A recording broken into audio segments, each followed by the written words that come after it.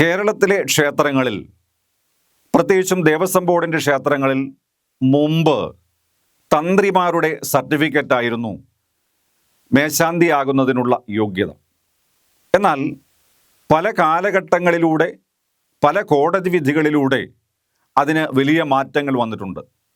അടുത്ത കാലത്തും മന്ത്രവിദ്യാപീഠം പോലെയുള്ള നിരവധി സ്ഥാപനങ്ങൾ അത്തരത്തിലുള്ളൊരു കേസിനകത്തിൽ പെടുകയും അവിടെയും മന്ത്രവിദ്യാപീഠത്തെ പോലെ അംഗീകൃതമായ സ്ഥാപനങ്ങളിൽ പഠിച്ച സർട്ടിഫിക്കറ്റ് തന്നെ വേണം എന്ന വിധി ഉണ്ടാവുകയും ചെയ്തിട്ടുണ്ട്. ഹൈക്കോടതിയുടെ വിധിയാണ് അത്. അതനുസരിച്ച് ഇതുപോലെയുള്ള അംഗീകൃതമായ സ്ഥാപനത്തിൽ പഠിച്ചു പാസ്സാകണം. പഠിക്കുക എന്ന് പറയുന്നത് ക്ഷേത്രത്തിൽ കയറി കർപ്പൂരം കത്തിക്കുക, കുറച്ച് പൂവിടുക, ഇതൊക്കെയാണ് ആളുകൾ വിചാരിച്ചു വച്ചിരിക്കുന്നത്. അങ്ങനെയല്ല. നമ്മുടെ 51 അക്ഷരങ്ങളെ പഠിക്കണം. പല അക്ഷരങ്ങളും നമ്മുടെ ലിപിയിലില്ല. ഈറോ, ഈലോ, ഇതൊന്നും അറിയാത്ത ധാരാളം കുട്ടികളുമുണ്ട്. നിരവധി മന്ത്രങ്ങൾ പഠിക്കണം. ക്ഷേത്രങ്ങളിലെ ക്രിയകൾ പഠിക്കണം.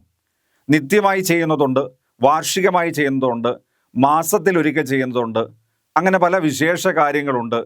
മാത്രമല്ല, പരീക്ഷകളിൽ പാസ്സാവണം. എഴുത്തു പരീക്ഷയുണ്ട്. അത് മാത്രമല്ല, നേരിട്ട് ചോദിച്ച് മനസ്സിലാക്കി യോഗ്യത തെളിയിക്കുന്ന പല കാര്യങ്ങളുമുണ്ട്. അതൊക്കെ ചെയ്ത് കാണിച്ചാൽ മാത്രമാണ് പരീക്ഷകളിലും ഇൻ്റർവ്യൂകളിലും വിജയിക്കുന്നത്.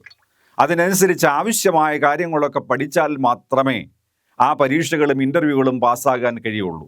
അതുകൊണ്ട് യഥാവിധി പഠിച്ച ഒരാൾക്ക് മാത്രമേ ഇത്തരത്തിലുള്ള പരീക്ഷകളൊക്കെ പാസ്സായി മേൽശാന്തിമാരാകുവാൻ കഴിയുകയുള്ളൂ.